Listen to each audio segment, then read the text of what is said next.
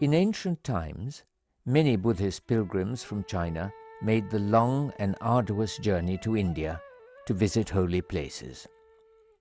Among them was Xuanzang in the 7th century AD. Like Fa Hien of the 4th century AD and others, Xuanzang wrote enthusiastic accounts of his travels in India. These are written from a religious pilgrim's point of view. Nevertheless, they provide much information about ancient India.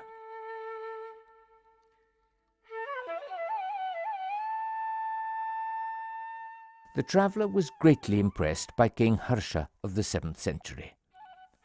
Owing to the ruler's generous patronage of Buddhist establishments, he describes him as a great Buddhist king. However, King Harsha's own inscriptions show that he was a devout Hindu worshipper. Harsha's dramas written on Buddhist ethics are performed in Japan till today.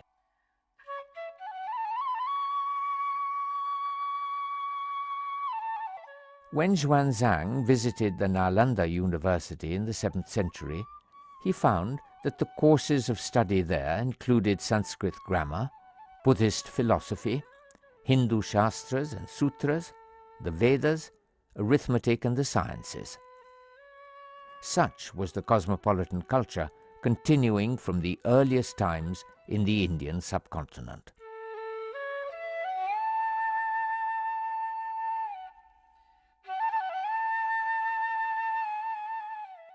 The Palas ruled in eastern India from the 8th to the 12th centuries. This period saw the greatest heights in the development of Buddhist logic. Many vast universities flourished and spread their influence to the other countries of Asia.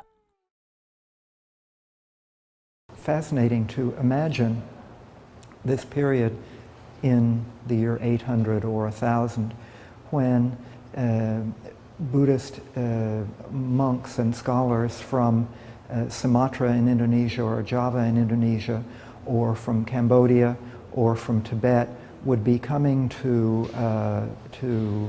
Bihar, to the Bodh Gaya area, to go to the Buddhist universities and the great famous monasteries in that area to learn, to study, to debate points of religious doctrine. And the communication must have been going on in Sanskrit. These foreign scholars certainly would have had to learn Sanskrit to read the ancient Buddhist texts. We see in a copper plate inscription that King Narayan Pala of the 9th century established a most impressive Shiva temple and donated the revenue of a village for its priests.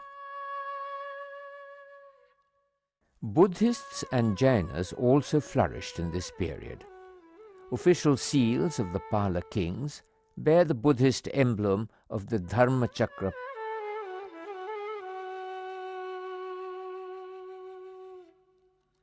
In the late 8th or early 9th century AD, a great monastic university was founded by King Dharmapala at Vikramshila in Bihar. The philosophy of Vajrayana Buddhism was developed to its greatest heights here, and its teachers were invited to faraway lands. King Dharmapala also donated large amounts of money for the excavation of holy tanks in Hindu temples.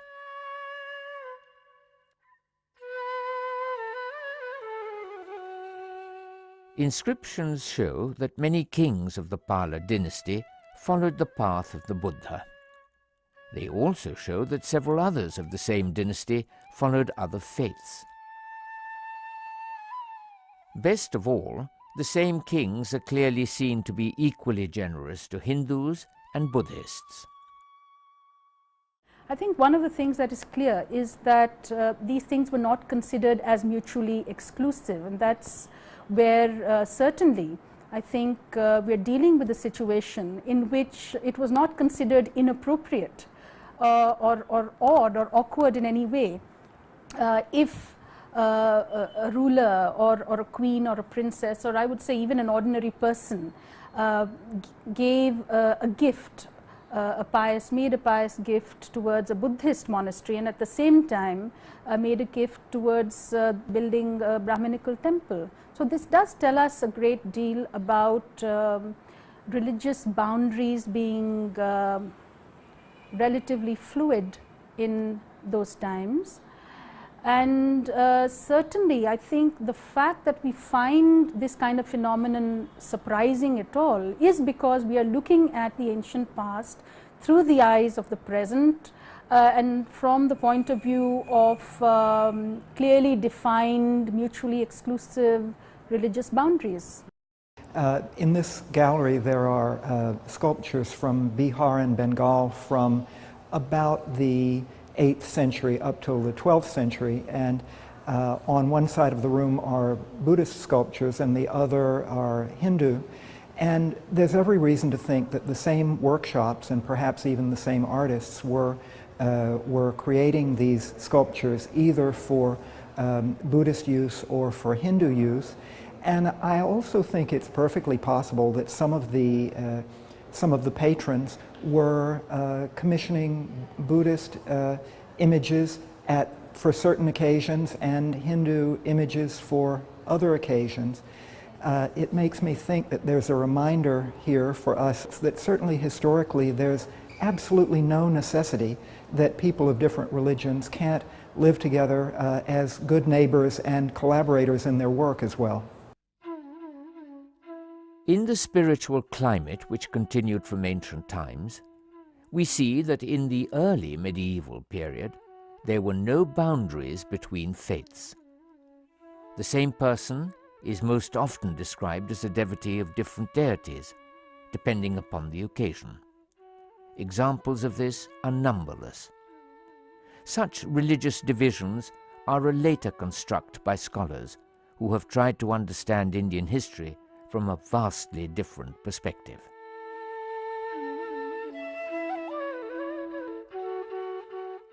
The valley of Kashmir was one of the great centers of Buddhist and Hindu philosophy. The site of Parihaspura in Kashmir of the 8th century has a Buddhist chaitya as well as a Hindu Vishnu temple, both dedicated by King Lalitaditya. In that cosmopolitan culture, the same site also has a vast stupa made by the king's Tokharian minister.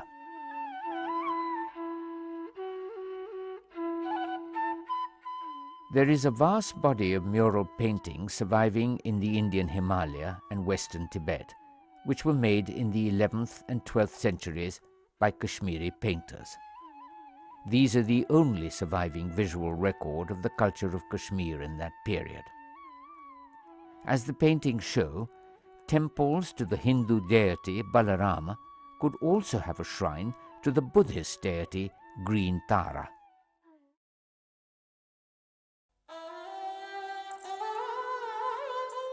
Between the 10th and the 11th centuries, one of the most magnificent temple cities of the world was built at Khajuraho, in the rule of the Chandela kings. We find here, side by side, magnificent Hindu and Jaina temples. Best of all, we find a profusion of Hindu deities made on the walls of the Jaina temples. Here again, there was no barrier between the faiths.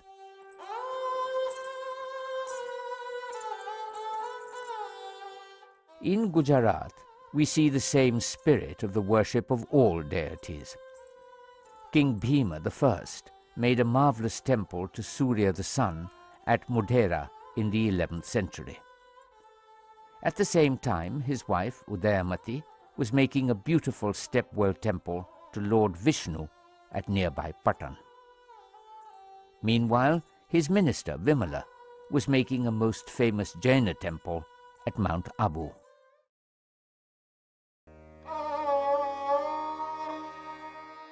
Akbar was the greatest king of the Turco-Mongol Mughal dynasty that invaded India and ruled from the year 1526 onwards.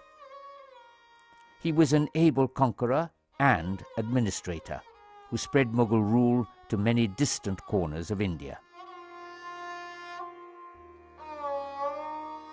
He was Muslim. However, true to the spirit of the land, he did not impose his faith on the people. Some of his closest confidants, ministers, and advisers were Hindu. The artists of Akbar's court remain famous till today. 17 such painters received special titles of preeminence from the king. Of them, 13 were Hindus.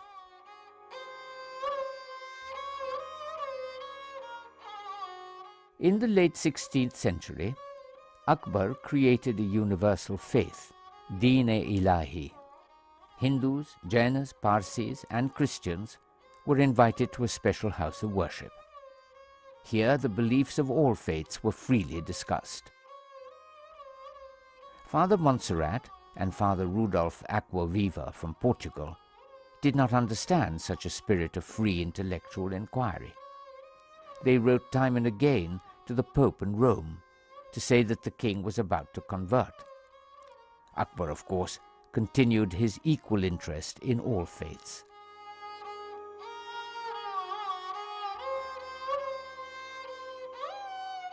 In his rule, the Hindu epics, Ramayana and Mahabharata, were translated into Persian. Magnificent illustrated manuscripts of these translations were produced by his court painters.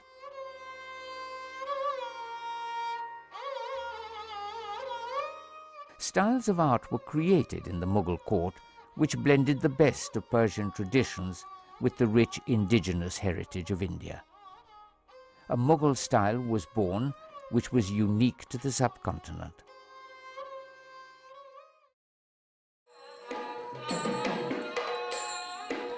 In the medieval period, the spirit of bhakti swept through India. This was the belief in a very personal love of God.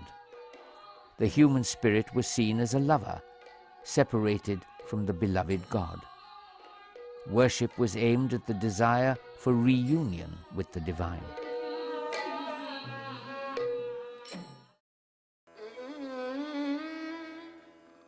By the end of the 15th century, 5 sultanates had been established in the Deccan.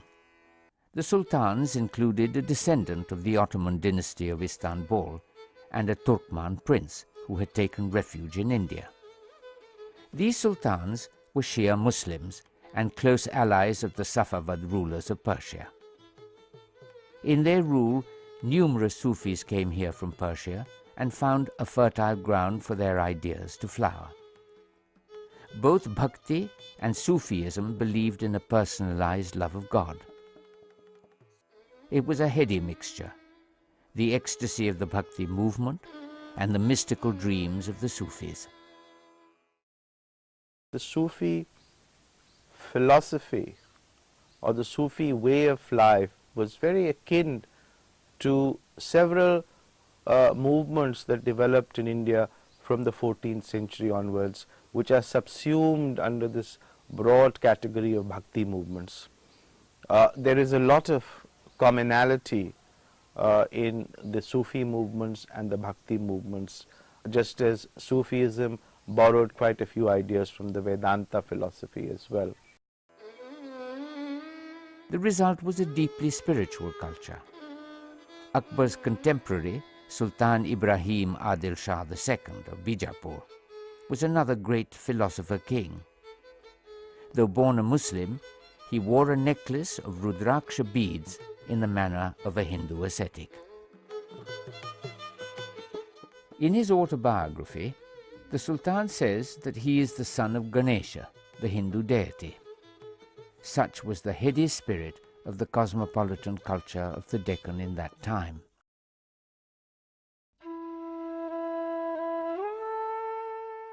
In the meantime, the valley of Kashmir also saw the development of a wonderful blend of Islamic Sufi traditions and earlier Buddhist and Hindu traditions.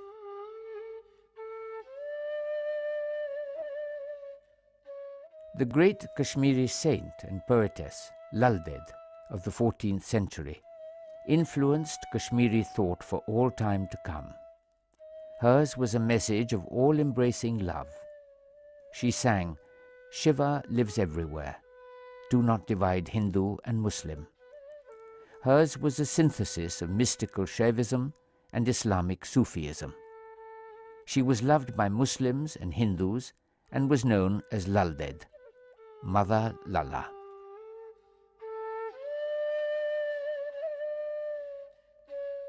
Lalded's philosophy of love was carried forward in the valley by Sheikh Nuruddin, also known as Nand Rishi. He lives still today in the hearts and minds of both Hindus and Muslims and is known as the patron saint of Kashmir.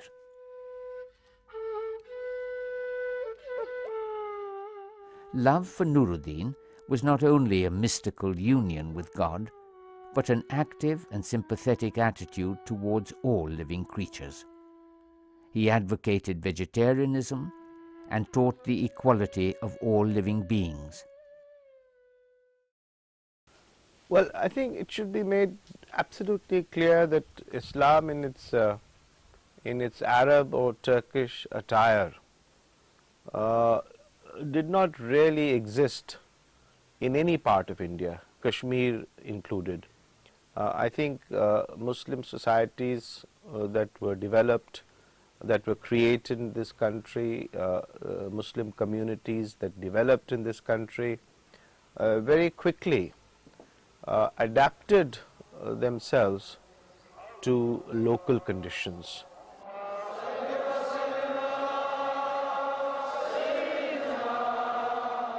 Look at the way they recite the Holy Quran, say at the Hazrat Behl Mosque, and I've heard it at least, and it's very different from the way we recite the Quran. I suspect, and I stand corrected, that their style of recitation of the Holy Quran is very similar to the prayers of the Buddhists.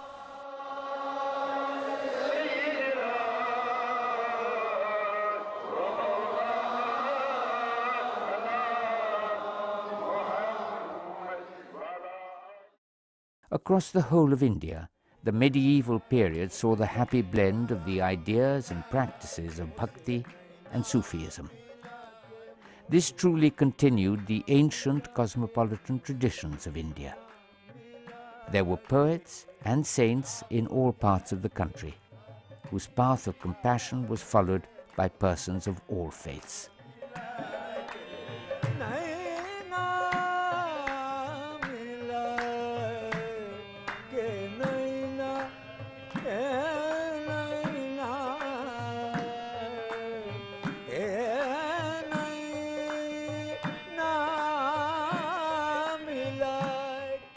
As in ancient times, art, poetry, and music were found to be means for the transportation of the self, a means to elevate ourselves, to take us far from the cares and confusions of the material world, to a place of peace and oneness with the divine. It is this desire to seek communion which leads to what is called the mystical ways or the Sufi ways. They have devised different forms. Sama or singing, the singing of qawwalis is one such way of seeking communion with the reality. There is also sort of distribution of food, a free distribution of food, and so on and so forth. So I think for the devotees, I think it must be a tremendous mystical experience. Gopal ji का मंदिर, जहाँ पन्ने का द्वार बना हुआ है और भगवान कृष्ण की थोड़ी में एक बड़ा खूबसूरत सा हीरा है, उसे लोग देखने जाते हैं दूर दूर से। लेकिन उस मंदिर में जो ज़्यादा दिलचस्प बात है वो यह है कि जब वहाँ तमाम मुस्लिम भाइयों के त्यौहार और पर्व आते हैं, मसलन मुहर्रम, अब ये शोक का और दुख का पर्व है, लेकिन इसके जब ताजिए निकलते तो उस मंदिर के सामने खड़े होते हैं बुर्राक, और उन बुर्राक की आरती अंदर से आती है, वहाँ से आरती उतारी जाती है, इन बुर्राक की रेवड़ी अंदर मंदिर में जाती है और लोगों में बांटी जाती है. This has always been the case in South Asia, where we have multiple beliefs. There has been happy coexistence, and that continues, in fact, even during the Islamic period. The Hindus continue to patronize their temples, while whether it's the Delhi Sultanate or the sultans of the Deccan patronize their buildings. In the wonderful spiritual and cosmopolitan atmosphere of India, even the most deeply religious Islamic ruler, Aurangzeb, was known to have patronized Hindu temples. Ujjaini में जो महाकालेश्वर का मंदिर है, जिसके नाम से उज्जैनी को सारी दुनिया में जाना जाता है, इस मंदिर में घी के दिए जो जलाए जाते हैं वो बरसों बरस मुगल बादशाहों की तरफ से आते थे, और उसके प्रमाण में आज भी औरंगजेब की दी हुई सनद मौजूद है, आलमगीर की दी हुई सनद मौजूद है, जो महाकालेश्वर मंदिर में घी के दिए जलाने के लिए 4 सेर घी भेजा करते थे. Our assessment of the past is colored by our contemporary experiences. Very often we apply our standards of judgment in assessing medieval societies. I think we should stay clear of that trap. It's difficult to find a word in the Sanskrit vocabulary which would precisely be a synonym of the word religion as it is understood in the context of the Semitic faiths, or as the word is understood today, because dharma encompasses a much wider sort of area of human conduct, worldly and otherworldly concerns, but doesn't lay down the worship of an unwavering dedication to any particular deity. In fact, the word Hindu did not exist in the Indian languages. It was used by the people to the northwest of India to mean those living beyond the river Indus. The phrase Hindu religion was in fact created under colonial rule as late as in the 19th century.